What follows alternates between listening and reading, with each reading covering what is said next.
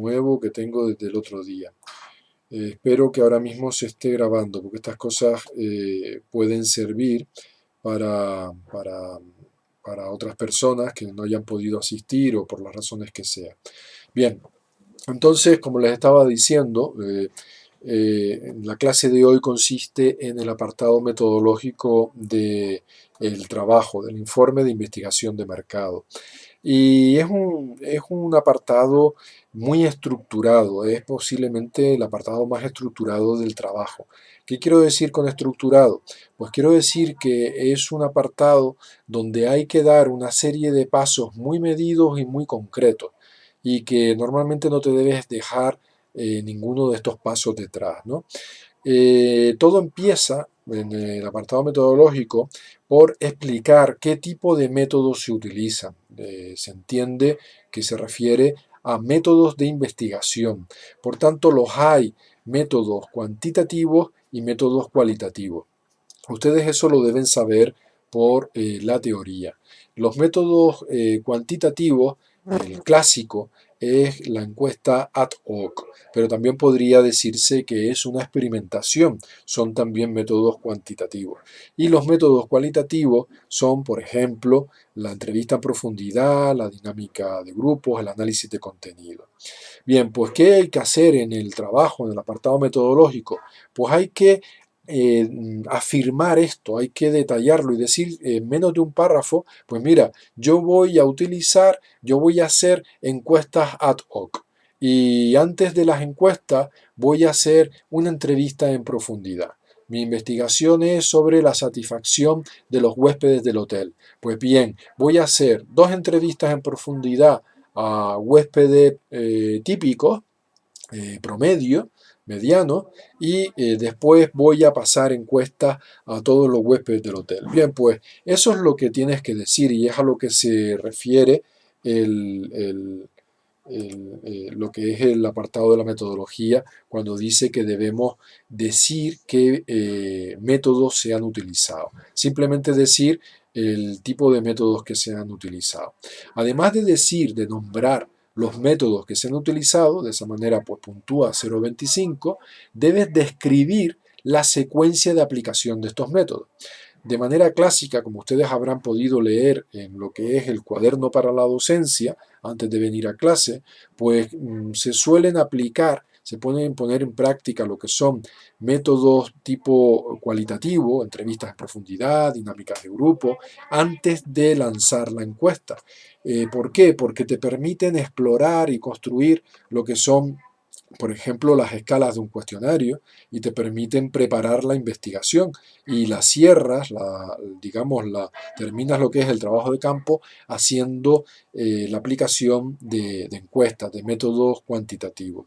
En cualquier caso, esto normalmente, frecuentemente, quiero decir, es de esta manera, pero no tendría por qué ser así. Podría la investigación, el trabajo de campo, empezar por la aplicación de técnicas de tipo cuantitativo y terminar por técnicas de tipo cualitativo, que son normalmente más profundas, más ricas y mucho más subjetivas en el mejor sentido de la palabra. Y nos permiten, por ejemplo, estudiar mucho mejor las emociones, ¿no? Sin embargo, los métodos cuantitativos son más de resultado, más finalistas, perdón, más orientados a los números y por tanto mucho más, suelen ser más objetivos, ¿no? Bien, pues eso son las dos cositas que tienen que empezar a hacer en la metodología. Además de eso, tienen que identificar el universo, la población de estudio.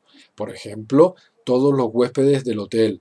Y tienen que identificar cuál es la unidad de análisis de esa población. En ese caso serían los huéspedes del hotel. Tendrían también que identificar las unidades muestrales, ¿no? Que serían las personas a las que van a encuestar, serían las personas a las que van a entrevistar. Y en ese sentido estarían cumpliendo con el tercero de los requisitos, el de identificar las unidades muestrales. Lo que son los elementos del universo y lo que son las unidades muestrales muchas veces coinciden, pero no tiene por qué ser lo mismo.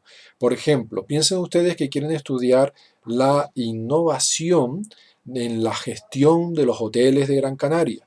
Bien, pues en este caso los elementos del universo serían todos los hoteles de la isla de Gran Canaria. Sin embargo, las unidades muestrales serían, pues por ejemplo, el director general, los directores generales de un conjunto de hoteles que son los que ustedes seleccionan para entrevistarlos o para pasarles las encuestas.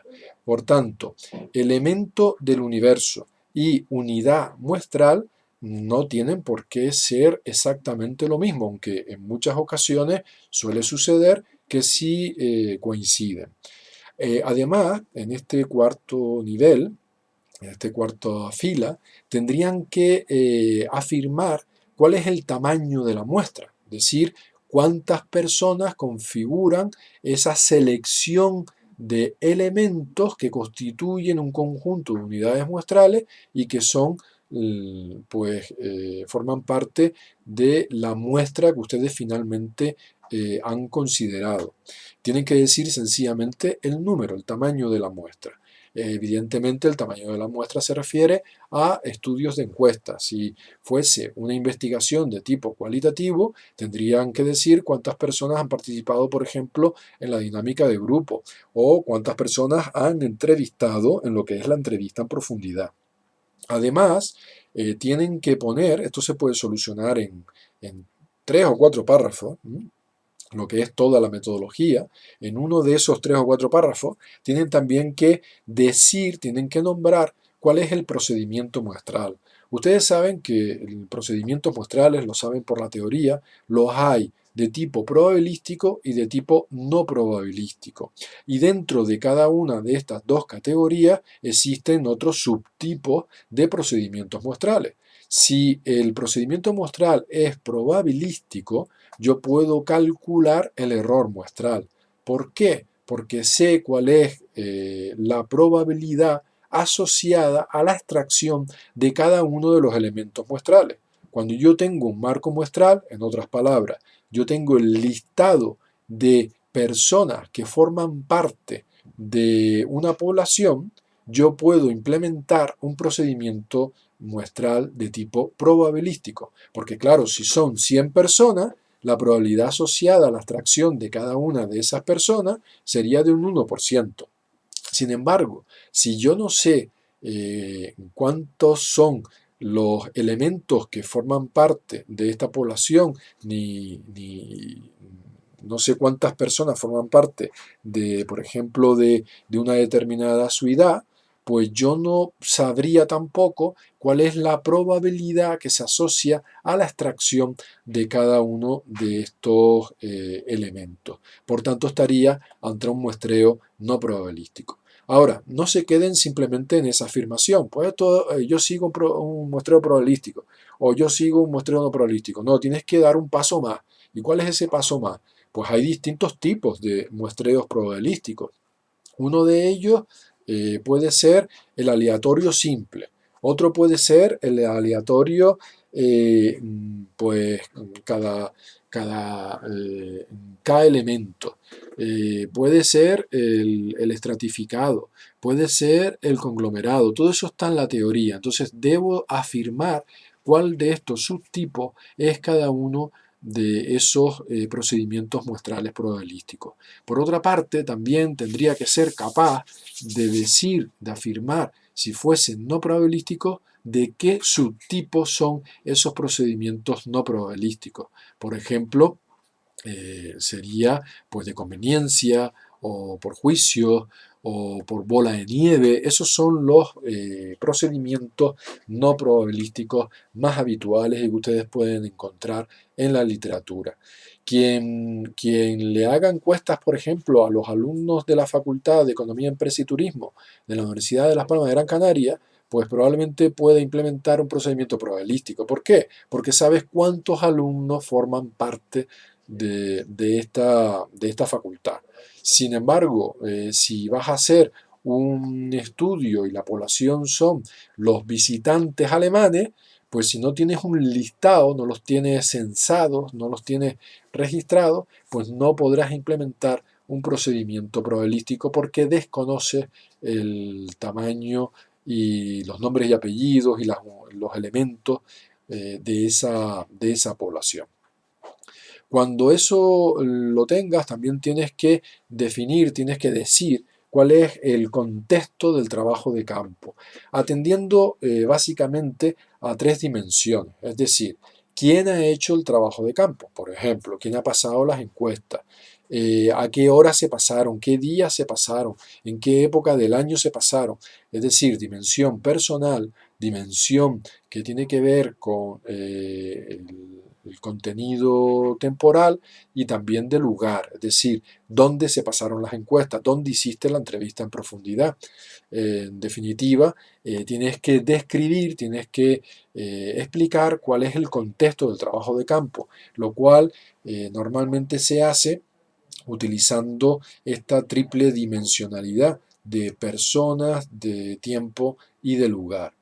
En cuanto al sistema de control o de garantía de calidad, pues tienes también que hacer un pequeño comentario en la metodología referente a cómo controlaste, en este caso sería control directo, pues a los encuestadores, por ejemplo, que te tenían que reportar cada 3 horas pues por dónde iban y a quién habían entrevistado. O por ejemplo, te tienen que entregar cuando acaban su jornada una hoja con el routing firmado por parte de los encuestados. Esos serían controles directos. Otros controles podrían ser si tú estás en una entrevista en profundidad, si los has grabado a esos entrevistados. Pues esa grabación del entrevistado y del entrevistador sería un control de tipo directo. Controles de tipo indirecto pueden ser las labores de preprocesamiento que se llevan a cabo cuando uno implementa pues los análisis preliminares de una base de datos. Se pueden ver las consistencias o inconsistencias de la respuesta, se pueden ver y detectar casos anómalos, los outliers, en cuanto a las respuestas, y se pueden ver en definitiva cualquier tipo de problema y de calidad que tenga esa base de datos. En ese caso sería un control de tipo indirecto. Es decir, tienes que hacer esa pequeña afirmación o reflexión acerca de qué sistema de control de calidad implementaste a la hora de recabar información de tu población. Además, tienes que describir los instrumentos de medida utilizados, haciendo referencia pues a el tipo de preguntas que has incluido en ese cuestionario, a si son de escala o no son de escala, si son de escala, de qué tipo son, si las preguntas no son de escala, de qué tipo son también las preguntas, y al mismo tiempo tienes que decir cuál es el rango de esas escalas, si fuese de escala, quiero decir, la amplitud de lo que es esa variable, pues si lo medías, por ejemplo, de 1 a 5, y, y también tendrías que explicar o nombrar cuáles son las fuentes bibliográficas en las que te has apoyado para nutrir los ítems de ese cuestionario. De dónde has sacado las preguntas, de dónde has sacado las escalas. Porque en principio lo que se pide no es que trabajemos con preguntas y escalas totalmente desconocidas, sino que podamos recurrir a la acumulación de conocimientos y de herramientas que nos ha aportado la ciencia de la investigación de mercado. Por eso tendrías que citar pues, la procedencia, el origen, la autoría de los instrumentos de medida que hayas utilizado pues, en tu investigación. Muchas veces preguntas en ese cuestionario. Y, y finalmente tienes que hacer una ficha técnica en la que resumas, más que resumir, es esquematizar de manera telegráfica en una tabla, pues las características de la población y la identificación del elemento de la población, la identificación de la unidad muestral, el tamaño de la muestra, nombrar qué tipo de procedimiento muestral ha seguido. También hago una reflexión y distingas entre lo que es la muestra real de la muestra obtenida, la muestra real de la muestra teórica, es decir, que uno muchas veces proyecta, planifica que necesitas pues 400 unidades muestrales para obtener un error del 5% al 95% de confianza, pero después te lanzas a contactar a los encuestados y solo consigues contactar a un número reducido de ellos. Pues bien, en este caso hay una diferencia entre lo que es la muestra teórica, la que uno ha proyectado o ha planificado, respecto a la muestra real que finalmente has obtenido. Hay que dar sencillamente esos dos numeritos. Y tienes también que telegráficamente pues describir cuál es el contexto de esa investigación y el sistema de control que has seguido. Es decir, lo mismo que has ido explicando en lo que es el contenido textual del apartado de la metodología, debe ser capaz de, no digo resumir, no digo prácticamente más que esquematizar, hacer una especie de telegramas, que esas cosas ya casi prácticamente no se hacen, en cuanto a verter esa información en una tabla simple de dos entradas desde el punto de vista de las columnas. Una para el concepto al que te vas a referir en la columna inmediatamente a la derecha, dando precisamente esos datos y esas palabras escuetas que te piden una ficha técnica. Yo creo que incluso un ejemplo de ficha técnica tiene en lo que es en el cuaderno para la docencia. Bien, no, esto ha sido casi una píldora de unos 15 minutos de clase magistral, pero prometo no hacerlo más. Voy a parar la grabación. Esto lo he hecho básicamente para poder grabar. Entonces, detener grabación.